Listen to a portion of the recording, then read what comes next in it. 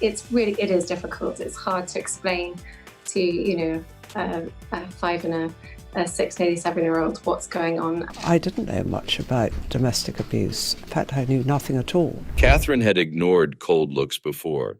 She had ignored palace whispers, quiet snubs, and old royal rules dressed up as manners. But when Princess Charlotte came back from a family gathering looking small, silent, and ashamed, something changed.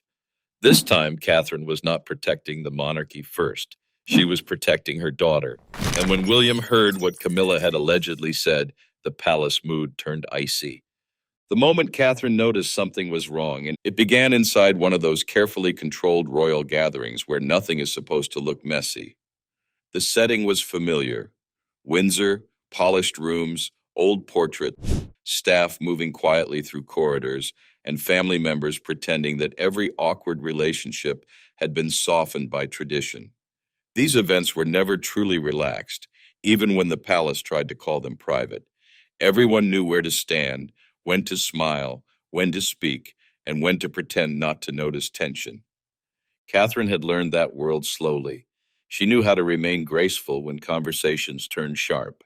She knew how to smile through uncomfortable silences. She knew when to step back, when to hold William's arm, and when to let the older generation feel as if they were still in control. But there was one part of royal life she had never allowed the institution to touch too deeply: her children. George, Charlotte, and Louis were being raised inside history, but Catherine and William had always tried to give them something softer than the childhoods many royal children had known. They wanted duty, yes, but not fear. Manners, yes, but not emotional distance. Confidence, not performance. That was especially true with Charlotte. Charlotte had always been observant. She was polite in public, steady on palace balconies, and often seemed older than her years. Royal watchers noticed how she guided Louis, checked George, and carried herself with a kind of small, composed confidence. But that day at Windsor, Catherine noticed a different kind of quiet. Charlotte was not simply behaving well, she was withdrawing. At first, Catherine told herself not to overreact. Every child has moods. Every formal family event can feel tiring. Charlotte might have been bored, hungry, or overwhelmed by adults talking too long in rooms that never seemed built for children, but a mother knows the difference between tired and hurt. And when Catherine saw her daughter pass through a corridor with her eyes lowered and her mouth pressed tight, instinct took over. She excused herself from a conversation and followed. Charlotte was standing near a service doorway, hands clasped in front of her, trying very hard not to look upset. That was the detail that stayed with Catherine.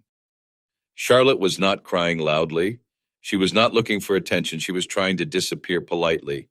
And to Catherine, that was worse. When Catherine asked what happened, Charlotte tried the answer children give when they do not want to make trouble. Nothing. But Catherine crouched beside her and waited. She did not push. She did not panic. She simply gave Charlotte the space to tell the truth. Eventually, the words came out. According to the whispers that later moved through palace circles, Charlotte said Camilla had told her she was showing off, that she should not speak unless spoken to, and that being too eager was not becoming for a young lady. To an adult, those words could be dismissed as old-fashioned correction. To a child, they landed differently. They said, shrink yourself, be less bright, be less sure, be less you. Catherine pulled Charlotte close, and outwardly she remained calm. But inside, a line had been crossed. Because this was not an anonymous critic, not a stranger, not a tabloid headline, not online noise. This was family. This was someone Charlotte was expected to respect, smile at, and call Granny. Catherine had survived enough palace politics to know that one remark could be explained away. A tone could be denied, a look could be called imagination. But a child's face tells a story no courtier can spin, and Charlotte's face told Catherine this had not felt like guidance. It had felt like humiliation. A child caught between old royal rules and new parenting. The deeper problem was not only what Camilla allegedly said, it was what the remark represented. Inside the royal family, manners have always been treated as more than etiquette. They are survival tools. Children are taught early not to fidget, not to interrupt, not to react too strongly, not to draw attention in the wrong way. In that world, being controlled can be mistaken for being mature. Camilla comes from an older social world, one where children were often expected to blend into adult spaces quietly. In that mindset, correcting a child sharply might not feel cruel. It might feel normal. A raised brow, a cutting little joke, a reminder to sit still, a comment about speaking too much. All of it can be dressed up as discipline. But Catherine's parenting instincts were different. She understood duty, but she also understood emotional memory. A child may forget the exact room, the exact event, or the exact adults present, but she remembers how she was made to feel. Charlotte was not simply being trained for royal life. She was still a girl learning whether her voice was welcome. That is what Catherine saw before anyone else did. Over the next few family gatherings, the alleged pattern continued in small ways. Nothing dramatic enough to create a public scene. Nothing loud enough for outsiders to notice. Just comments that sounded harmless until they were all pointed in the same direction. When Charlotte answered a question quickly, Camilla allegedly called her a little too eager. When she reached for something at tea, there was a remark about not appearing greedy. When she asked whether she could play the piano quietly, she was told the grown-ups needed peace. Each moment could be excused alone. Together they formed a pattern, and patterns are what mothers notice.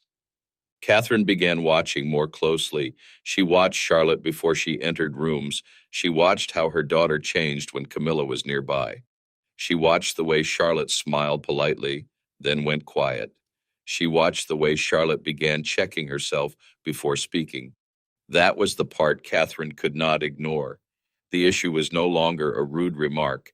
The issue was that Charlotte was starting to anticipate being corrected. That is a dangerous thing for a child, especially a child born into a family where she will already spend her life being watched, judged, photographed, compared, and interpreted. Catherine knew Charlotte would have to learn composure, but composure should not come from fear. By the time they returned to Adelaide Cottage, Catherine had made up her mind. She did not want palace drama. She did not want headlines. She did not want another private family tension leaking into public view. But she also knew silence would teach Charlotte the wrong lesson. If Catherine ignored what happened, Charlotte might think the family peace mattered more than her feelings. That night, Catherine sat on the edge of Charlotte's bed and asked gently whether she had felt upset. Charlotte tried to be brave at first. Then the truth slipped out again. Camilla did not like when she talked too much. For Catherine, that sentence landed harder than any insult aimed at herself ever could. She kissed Charlotte's forehead, waited until she was calm, then walked down the hallway to William. Catherine's line in the sand. William knew something was wrong the moment Catherine entered the room. There is a difference between irritation and resolve. Catherine was not emotional in the reckless sense. She was controlled, almost too calm. That was when William paid attention. She told him everything, not as gossip, not as accusation thrown wildly in anger. She laid it out carefully. What Charlotte had said, what Catherine had seen, the repeated remarks, the way Charlotte's behavior changed, and the feeling that this was becoming a pattern. William listened without interrupting. That mattered because William's protective side is not theatrical. He grew up inside the royal machine. He knows how easily feelings are sacrificed for optics. He knows how palace households can minimize problems in the name of unity. He also knows what it feels like to be a child inside a family where adult issues become public history. So when Catherine told him Charlotte felt small, he did not treat it as a minor family misunderstanding. He understood the stakes immediately. This was not simply about Camilla and Charlotte. It was about the kind of royal childhood William and Catherine were trying to create. They had spent years carefully introducing their children to public life. George was being prepared slowly for the future. Charlotte was being taught confidence without arrogance. Louis was being allowed to remain playful without being crushed by expectation too early. Every appearance, every balcony moment, every carriage ride, every public event was balanced against the need to let them still be children. So if someone inside the family was making Charlotte feel like her natural confidence was a problem, William wanted answers. Catherine's position was simple. She was willing to tolerate awkwardness for herself. She had done it for years. She had smiled through comparisons, commentary, and the old palace habit of expecting younger women to absorb pressure quietly. But Charlotte was different. Catherine would not let her daughter learn that love inside the family came with humiliation. The next opportunity came at Highgrove. The gathering was small enough that everyone could pretend it was casual, but formal enough that no one could truly relax. Charles wanted warmth. William wanted clarity. Catherine wanted to see whether the pattern continued. Camilla, according to the palace whispers, seemed to assume the tension had passed. Then Charlotte entered the room to say goodnight. She greeted Camilla politely. Instead of returning the warmth, Camilla allegedly made a remark about Charlotte being too tired to be there, the kind of comment that sounded mild until placed beside everything else. Charlotte paused. Catherine noticed. William noticed too. This time, Catherine did not wait until later. She sent Charlotte upstairs gently, making sure her daughter was out of the room before she said anything. That detail matters because Catherine was not using Charlotte as part of the confrontation. She was protecting her from it. Once the door closed, Catherine turned back to Camilla. Her words were not shouted. That made them sharper. She said Charlotte was a child and deserved to be spoken to with kindness. Camilla reportedly tried to brush it off, saying Catherine was reading too much into things. That only made the room colder, because to Catherine, dismissing the issue was part of the problem. If it had been one comment, Catherine said, she would have moved on, but it was not one comment. It was a pattern, and she would not stand by while her daughter was made to feel less than. William backed her, not with a dramatic speech, but with the kind of steady support that left no confusion. He made it clear that Charlotte had done nothing wrong and that basic respect was not optional. Charles, caught between his wife and his son's family, tried to soften the room. But there are moments when smoothing things over only makes the wound deeper. Catherine had spent years preserving royal harmony. Now she was preserving her daughter's confidence, and everyone in that room understood the difference. William demands answers. For William, the confrontation was not just about one uncomfortable evening. It raised a bigger question. Who was allowed to shape his children's emotional world? That may sound private, but inside a royal family, nothing about childhood is completely private. The Wales children belong to their parents, but they also belong symbolically to the future of the monarchy. George is the heir after William. Charlotte is third in line. Louis is part of the public imagination too. Their behavior is watched, praised, mocked, slowed down, replayed, and analyzed after every major appearance. William knows this. Catherine knows it too. That is why they have been so careful about exposure. The children appear at major moments, but they are not pushed into constant public duty. They are seen enough to reassure the country, but not so much that childhood becomes performance. The alleged Camilla situation threatened that balance from the inside. It suggested that even private family rooms could become places where Charlotte felt judged. For William, that was unacceptable. Behind closed doors, he reportedly asked for the matter to be addressed directly, not through gossip, not through aides whispering across households, not through passive-aggressive scheduling changes, directly. He wanted to know whether Camilla understood how her words had affected Charlotte and whether it would stop. And it should not be played like a man shouting across a palace corridor. The stronger version is quieter. William asking the one question that matters. Why was his daughter being made to feel like a problem? The palace response, as always, would have been to avoid escalation. Royal families survive by burying tension under protocol. Aides would prefer vague phrases: misunderstanding, generational difference, unfortunate tone, private family matter. But Catherine and William were not interested in wording. They were interested in behavior. For Catherine, the boundary became practical. Charlotte would not be left alone in settings where she might be corrected or diminished. Invitations would be controlled. Private family interactions would be watched. If Camilla wanted access to the children in relaxed settings, she would have to treat them with warmth, not social discipline disguised as concern. And that sounds cold, but it is exactly how royal boundaries work. They are rarely announced. They appear through seating plans, invitations, travel choices, and who is present in which room. If someone is not included in a school recital, the palace calls it scheduling. If a child is kept close to her mother at a family gathering, no statement is issued. If two women avoid standing together too long, the photos still show unity. But insiders understand the message. At Balmoral, the tension allegedly surfaced one more time. The setting was peaceful: wide Scottish air, family walks, children playing, Charles trying to hold together the image of generational calm. For a few days, everything seemed easier. Charlotte relaxed. Catherine began to breathe again. Then Catherine heard that Charlotte was alone in the sunroom with Camilla. She walked there quickly and heard just enough. Camilla was allegedly correcting Charlotte about speaking over others, then making a pointed comment about Catherine herself. It was subtle, but it connected the two things Catherine cared about most, her daughter's confidence in her own role as a mother. Catherine entered before the conversation could continue.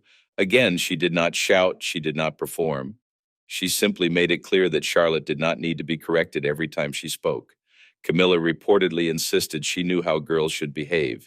Catherine answered that Charlotte was growing up just fine and would do so without being made to feel like a problem.